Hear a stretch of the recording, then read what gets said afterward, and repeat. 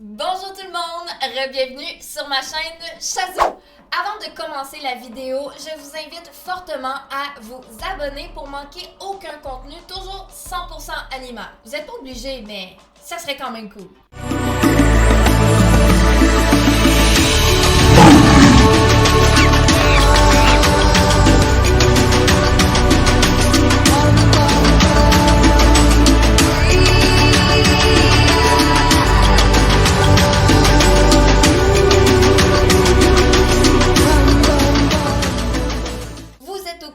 Ma plus grande passion, c'est les animaux et ça implique toujours le voyage. À l'été 2023, moi et Bastien avons eu l'idée un peu farfelue de partir au Nicaragua.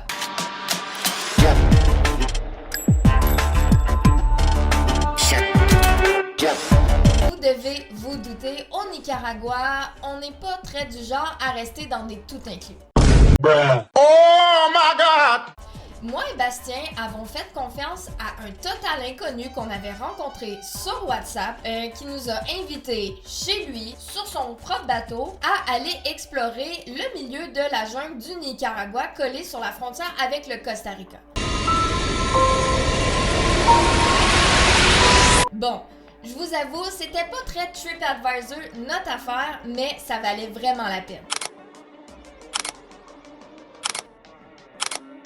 Donc, notre ami Juan, qui va nous amener sur son propre bateau dans le milieu de la jungle, habite dans un tout petit village de pêcheurs qui borde le Rio San Juan qui s'appelle El Castillo. Je vous assure que tous les animaux qu'on peut observer à cet endroit se retrouvent dans les documentaires de National Geographic. Et on parle pas de petits animaux anodins. On parle de jaguars, de tapirs, d'iguanes, de toucans, de crocodiles. Bref, une panoplie d'animaux que normalement on voit que dans les zoos. Mais je vous assure, cette petite escapade au milieu de la jungle a vraiment valu la peine parce qu'on a eu la chance d'observer dans leur milieu naturel une des espèces d'oiseaux les plus rares au monde. Oh my God! Donc c'est au cœur de la jungle du Nicaragua que j'ai eu la chance d'observer des haras rouges avec leurs ailes déployées, volant des kilomètres, étant en communauté en train de manger des fruits en jacassant. C'était incroyable à voir. Et quand je suis retournée au Québec, j'ai vu ces mêmes oiseaux dans des cages, dans des animaleries.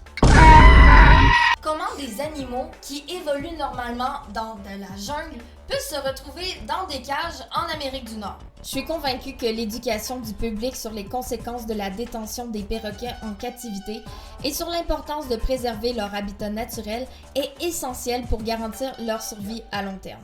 Bienvenue sur ma chaîne Chazou.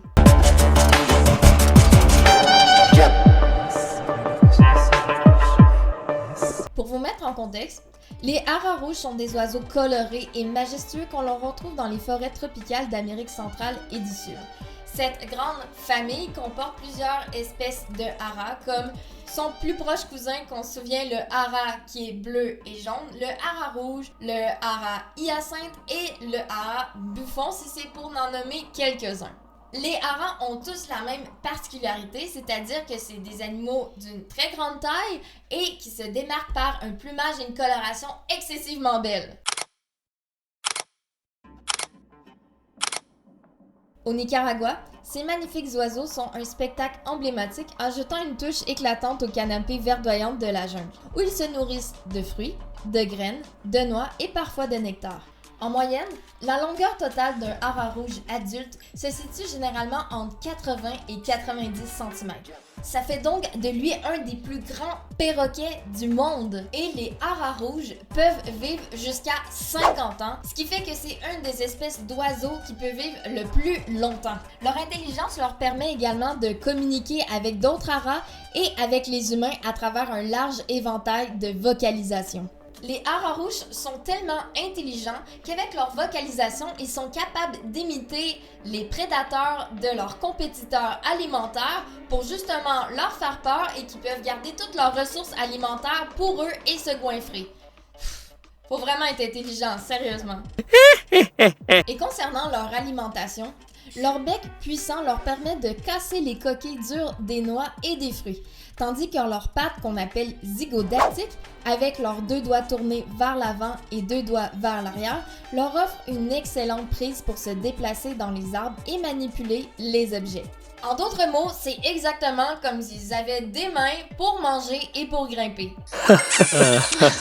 Ces oiseaux peuvent parcourir de grandes distances lors de leur migration saisonnière à la recherche de nourriture et de sites de reproduction. Certains individus peuvent parcourir des centaines de kilomètres. Maintenant que j'ai pu vous expliquer un peu qu'est-ce que le hara, je vais vous expliquer maintenant pourquoi que sa captivité est considérée comme controversée. Dans un premier temps, si on parle de la longévité et de l'engagement, il faut se rappeler que les perroquets, y compris les haras rouges, sont connus pour leur longévité. Leur possession représente donc un engagement à long terme pour les propriétaires, ce qui peut poser problème si les propriétaires ne sont pas préparés à assumer cette responsabilité pour toute la durée de vie de l'oiseau. Les haras rouges et les autres espèces de perroquets vivent tellement longtemps en captivité que c'est maintenant obligatoire au sens de la loi de mentionner sur votre testament le nom de votre perroquet et sur son prochain destinataire. Les perroquets sont des oiseaux sociaux et intelligents qui ont besoin de grands espaces pour voler et se déplacer, ainsi que de stimulation mentale pour rester en bonne santé. La captivité peut limiter leur capacité à satisfaire ces besoins, ce qui peut entraîner des problèmes de santé physique et mentale tels que l'obésité, le stress et les comportements stéréotypés ou d'automutilation. Quand vous partez à votre boulot de 9h le matin à 5h le soir, votre perroquet enfermé dans sa cage a le temps de s'arracher les plumes par ennui. Concernant la capture dans la nature, historiquement, de nombreux perroquets, y compris les haras, ont été capturés dans la nature pour le commerce des animaux de compagnie. Cette pratique a contribué à la diminution des populations sauvages et à la fragmentation de leur habitat. Bien que des réglementations aient été mises en place pour restreindre le commerce d'oiseaux sauvages, le braconnage continue de représenter une menace pour ces espèces. Le fait de capturer un animal aussi majestueux et rare dans un milieu naturel aussi complexe et dynamique, ça a son prix. Le prix du braconnage, un hara rouge en captivité, on peut parler de 5 à 6 000 $. Donc ça vaut entre guillemets la peine de braconner ces espèces. En ce qui concerne la nécessité d'éducation des propriétaires, beaucoup de gens sous-estiment leurs besoins complexes des perroquets et ne sont pas préparés à fournir les soins appropriés. L'éducation des propriétaires sur les besoins des perroquets, y compris sur leur alimentation, leur logement, leur socialisation et leur formation, est essentielle pour assurer le bien-être de ces oiseaux en captivité. Parce que malheureusement, les propriétaires vont opter pour une alimentation qui est non équilibrée, qui est basée uniquement de grains. Mais on se rappelle que nos haras s'abreuvent de nectar, concassent des noix avec leur bec, mangent des fruits exotiques.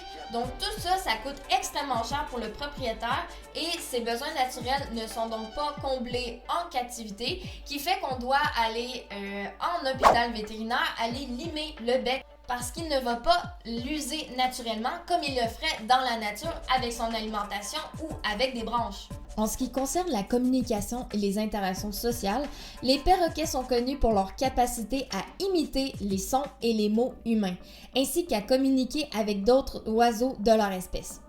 En captivité, ils peuvent souffrir de solitude et de manque d'interaction sociale avec d'autres perroquets, ce qui peut entraîner des problèmes de comportement tels que la dépression et l'agressivité. Et malheureusement, en captivité, les haras sont toujours placés seuls. Pourquoi?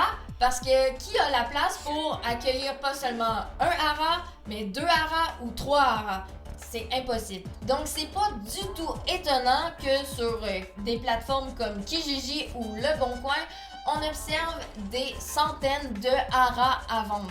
Mais existe-t-il vraiment des alternatives à la captivité? Certains militants prônent des alternatives à la captivité des perroquets, telles que l'observation des oiseaux dans la nature, le volontariat dans les centres de sauvetage d'oiseaux ou le soutien financier aux projets de conservation des perroquets sauvages. Et bien sûr, si vous ne pouvez pas vous déplacer dans le milieu naturel pour observer les haras, il y a toujours le moyen d'aller les observer dans votre zoo local où ces institutions zoologiques ont les moyens financiers l'espace et les notions appropriées pour répondre aux besoins complexes des perroquets. En tant que biologiste, je ressens un peu la responsabilité de m'engager dans la conservation des espèces en danger, mais de surtout éduquer le public sur la captivité en général. Et c'est un peu cet éveil des consciences que j'essaie de faire constamment sur le bien-être animal avec ma chaîne Chazou. À bientôt pour du contenu toujours 100% animal.